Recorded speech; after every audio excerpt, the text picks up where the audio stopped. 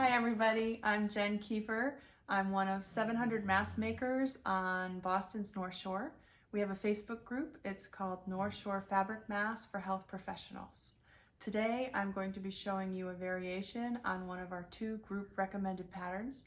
You can find our 2 group patterns by going to our Facebook page, touching the announcements link, and following that to our webpage.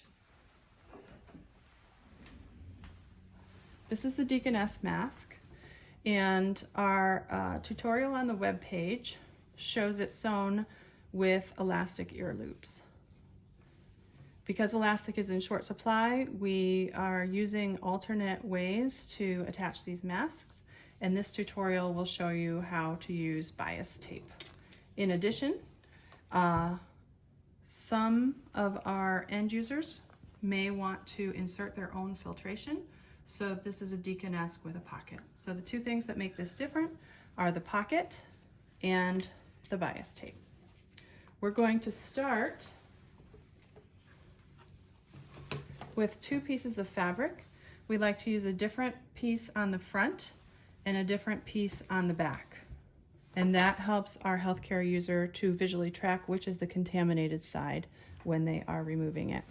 Our first step is to take one of our pieces, which we are cutting now 9 inches across and 8 inches top to bottom to fit a wider variety of faces, to cover an N95 respirator, and to allow a little bit more room around the nose and mouth for breathing. So step 1 is going to be to hem your facing fabric and your backing fabric. And the way we do that is we simply turn 1/4 inch over once, 1/4 inch over twice, and then press it in place. All the way across, 1/4 inch over, double fold, all the way across. Once that's pressed, top stitch along the inside of this fold, and it will look like this when you are done. So top stitch the facing across the top. If you're using a directional fabric, you want to make sure it's facing up. It's one of the 9-inch sides. And then your backing, this is not a directional fabric, doesn't matter which one, just one of the 9-inch sides. Next step is we're going to put these 2 right sides together with their hem sides lined up, and we're going to go over to the sewing machine and we'll stitch this bottom seam at 1/4 inch. You don't have to back stitch here because this will get crossed by another seam.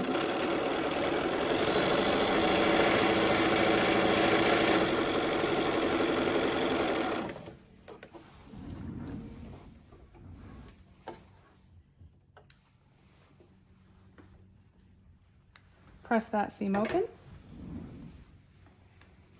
And we're not doing the side seams at this point because those side seams are going to get encased in our bias tape, so we can leave them raw. Save a step, conserve resources in thread. When you're pressing the seam open, it's more important that these top edges are aligned than that you've got your seam perfect, but work it out as best you can. And press that open. Press it. It's not open, just press it. All right, now we want to secure this top seam, so we're going to top stitch just 1 inch in at each side. And to make sure that it's secure, if you're able, you start at the outside, stitch in 1 inch, and back stitch right back out like that. And it's okay if it's not perfectly neat. You want to make it as attractive as possible, but secure is more important. On my machine, I know that 1 inch is right back here, so I'll stitch till the fabric reaches that point, and then right there, and then I'll stitch back out. Forward, I'm now at the inch mark, reverse, right back out the side.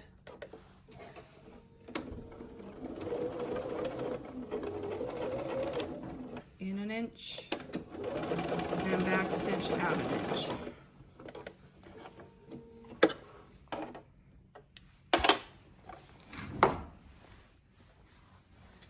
Now that we have a nice pocket in our top, we're going to work on our sides. First thing we want to do is check our alignment, and I can see here that I ended up off. And if I flip it over, I'm off there. So real quick, just going to trim it.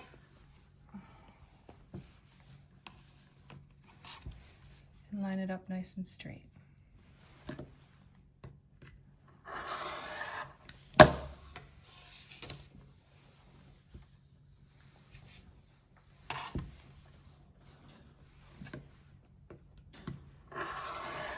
This helps to ensure that all raw edges are caught in our bias tape and we don't have unraveling as the user wears it and wanders it over time.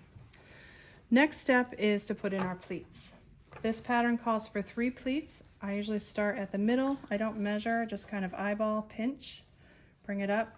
And I prefer to press my pleats rather than to pin my pleats. It's just a matter of personal preference. I'm likely to sew over pins and I don't want to do that, and so the more I can avoid using pins, the better it is for me.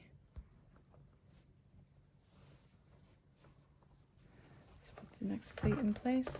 If I'm mass producing these, I will leave the iron on the pleat, use my fingers to prepare the next pleat, move the iron back and forth, so I'm not sitting wasting time while I wait for these pleats to press.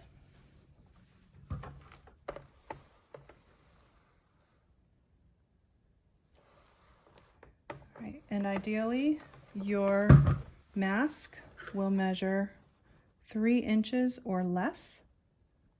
Once your pleats are in, that helps to have a round shape to conform to the face for a tighter fit. So now I'm just going to stay stitch these pleats in place, no pins. If you prefer to pin, there's nothing wrong with that. I just know if I don't put a pin in, then I won't sew over a pin.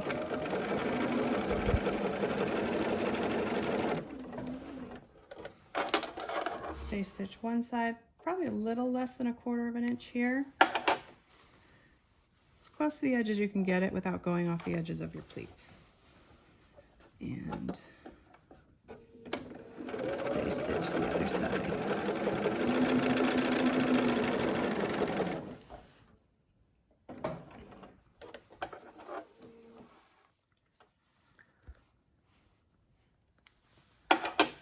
Top stitch across the bottom. If you wanted to, you could do this all at once, down one side, across the bottom, down the other, but I find my pleats come out better if I do them separately.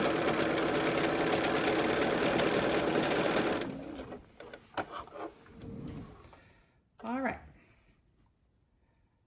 Now it's time to attach our bias binding. Now, bias binding is different than ties in that it has an opening. So I can open my bias binding. I'm laying it out here along my cutting mat. I can open it up and I can put my mask inside this bias binding. This mask goes in like this. I'm using my cutting mat to measure. I know that I have 18 inches of bias binding from the top of the mask to the end of my strip. The top of these ties go over the top of the head, and the bottom of these ties are going behind the neck. We need a little bit more length on the top than we do on the bottom. So I do it just a little bit off center, so the top has a little bit more. I'm going to clip these once again. If you prefer pins, that's fine.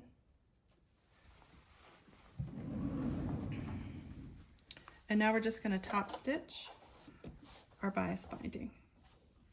Start at the very end, tuck the end in so that it doesn't fray,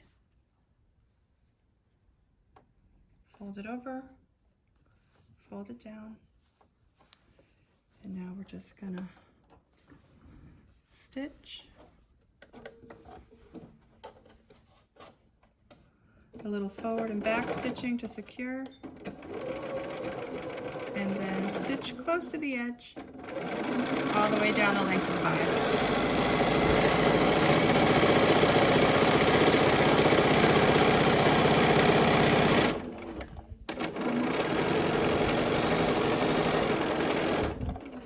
As I'm getting close to my mask, I want to make sure that my mask is all the way in, filling that bias.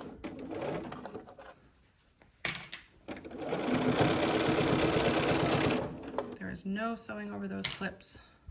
And then stitch all the way down to the end.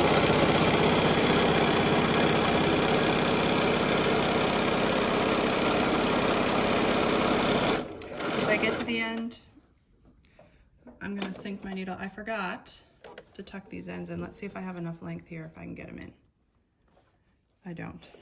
Don't forget to tuck your ends in. There we go. Okay. Last step on this side is we're going to go back and we're going to check on the back side to make sure that our stitching didn't go off the edge of the bias on the underside. It didn't. And we're going to reinforce the stitching just next to the mask here to make sure that it doesn't come undone. So starting just above the mask, forward and reverse, stitching right over the previous line, forward and reverse. So here we have half of our bias tape on. We would just go back and do the other side, making sure that the longer part is off the top of the mask, which is going to the right this time, and keeping it even. Finished product. Deaconess with a pocket and bias ties. Thanks for watching. Thanks for sewing, and we're all in this together. Have a great night.